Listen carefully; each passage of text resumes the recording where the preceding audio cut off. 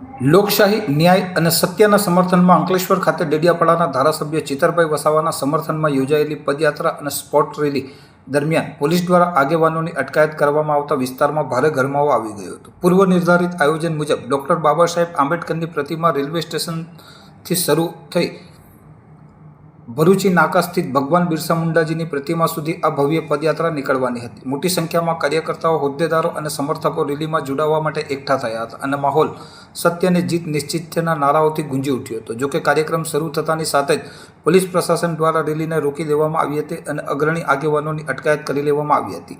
આ અટકાયતના પગલે હાજર સમર્થકો અને જનતામાં ભારે રોષ જોવા મળી રહ્યો છે। આયોજકો અને કાર્યકર્તાઓએ આ પોલીસ કાર્યવાહીને સખત શબ્દોમાં વખોડી કાઢીને જણાવ્યું હતું કે શાંતિપૂર્ણ રીતે યોજાનારી રેલીને રોકીને સત્યનો અવાજ દબાવવાનો પ્રયાસ કરવામાં આવી રહ્યો છે, પરંતુ ન્યાય અને લોકશાહી માટેની આ લડત આગામી દિવસોમાં વધુ મજબૂત રીતે ચાલુ રહેશે।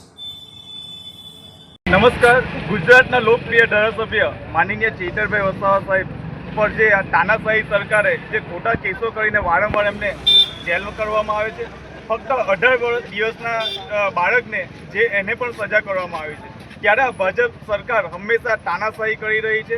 જ્યારે જે અન્યાય, શોષણ, અત્યાચાર હંમેશા ચેતરભાઈ એમની વચ્ચે આગળ રહ્યા છે, લોકોના હક અધિકાર માટે લડી રહ્યા છે। ત્યારે આ જ્યારે નર્મદા જિલ્લો આખો ચેતરભાઈ વસાવા આમ આદમી પાર્ટી જીતી રહી છે અને તે ભાજપ સરકાર જોઈ શકી નથી।